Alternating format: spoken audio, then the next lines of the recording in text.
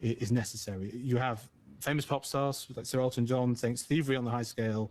If someone wants to use my song, ask, and have transparency in how it's used. Are you willing to do that? Today we allow anything we train, people can choose whether their content is opted into that training or not. So we do give people those rights.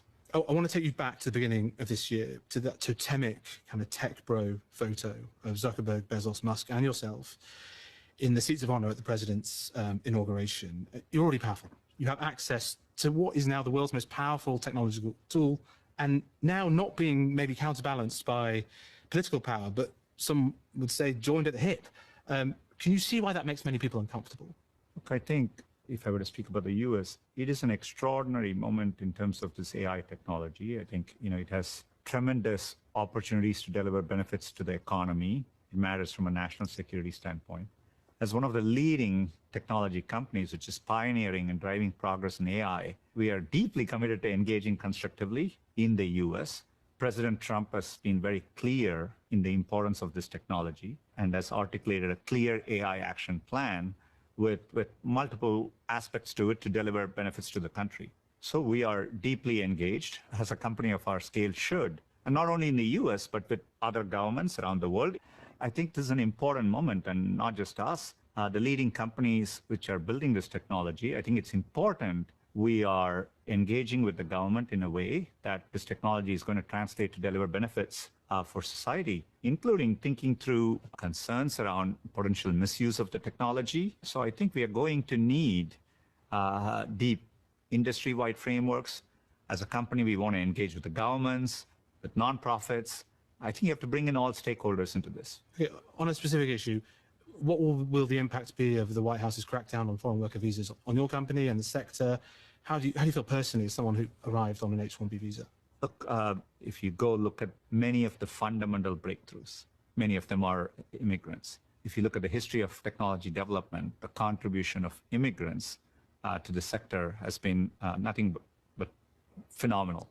But I do think the government understands it. I think there's a framework by which we all can still bring talented individuals. I think they're making changes to address some of the shortcomings in the current program, and I think we'll be able to continue investing. Okay, well, the last time the BBC was here, a few years ago, you had already invented the core technology that would go on to become ChatGPT and Gemini, and at that time, no one had really heard of it outside of Google, and yet it's transformed the world quite clearly.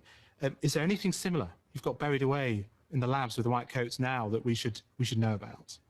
Look, I mean, we're working on a range all the way from, our self-driving technologies making extraordinary progress, and it already showing safety benefits.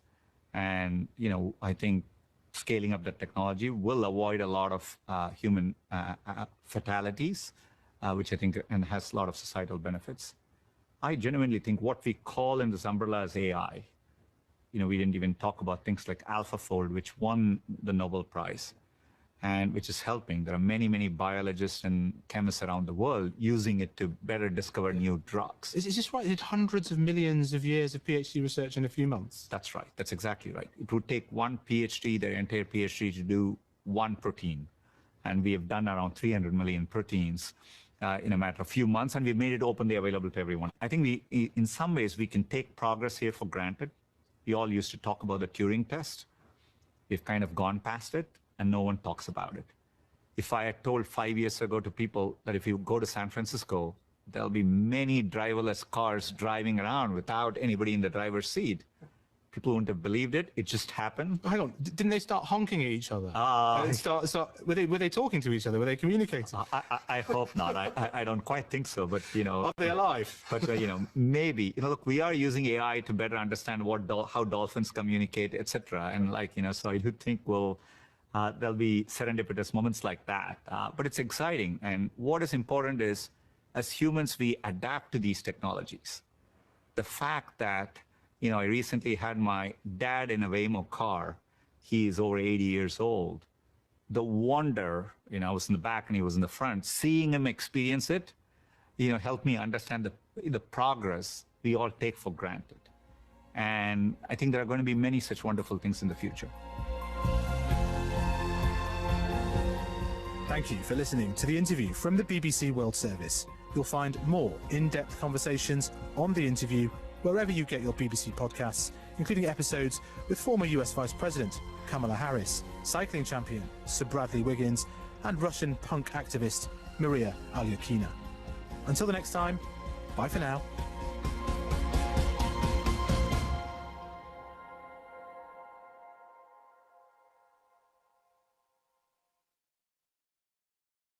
This is the BBC World Service, exploring the mysteries, breakthroughs and big questions shaping life on Earth. It's like looking at moving golf balls on the surface of the moon from the planet Earth. After the patients had died, GMO saw evidence that 2 of the patients could have become more conscious. With pleasant or neutral smells in the air, we stop being able to smell them pretty quickly, but that doesn't happen with nasty smells. It is allowing people who really have lost their central vision to see again. What we discovered that the universe was speeding up, that somehow gravity in the universe is working in reverse. A plant can say, hey, I don't have capacity to do photosynthesis right now, and I'm going to dissipate this excess energy as heat. What are the specific health challenges when someone's going into space? Was Melissa caused or made worse by human-made climate change? Or is this simply weather at its most extreme? Science from the BBC World Service. Coming up in 20 minutes, Japan unveils a huge new stimulus plan, but markets are spooked. And the big question is, will it actually help? Also, the musical Wicked hits cinemas this weekend and is expected to sprinkle some magic across many global economies. But first, Business Daily takes a look at shrinking global aid budgets and asks what happens when the money runs out. That's all after the news.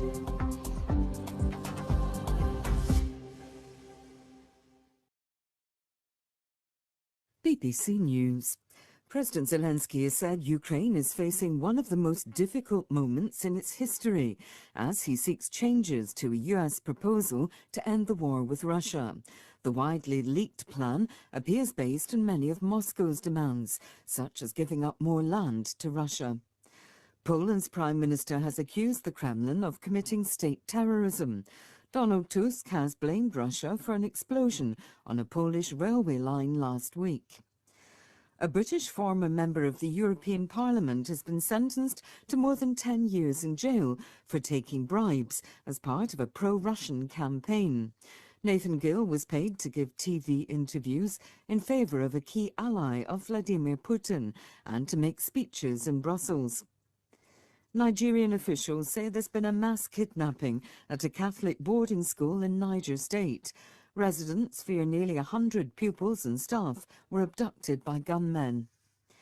The final day of the UN Climate Summit in Brazil is heading for a showdown over a draft text that fails to refer to the phasing out of fossil fuels.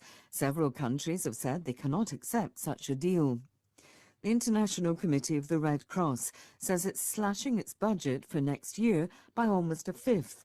It's been struggling to adapt to declining donor support. The Pakistani government says it's implementing reforms after the International Monetary Fund said corruption was a persistent challenge. Islamabad wants the IMF to release a $7 billion loan. Scientists say they've discovered the reason why there were tens of thousands of small earthquakes near the Greek island of Santorini earlier this year. A study has found they were caused by molten rock being pumped through an underground channel. BBC News. Hello and welcome to Business Daily from the BBC World Service. I'm Sam Fennick. Coming up, what happens when the aid money runs out? It shattered their hope. Human cost to all this is how it's traumatized the women. Today, as G20 leaders gather in Johannesburg to debate how much they're prepared to spend on global aid, we hear from the head of the world's largest multilateral health fund. The return on investment on investing in health is huge. What has been achieved over the last couple of decades is transformative. In the second of our two-part series on tightening aid budgets, we're focusing on the health sector, the new funding models being discussed, and what they could mean for countries still dependent on external support.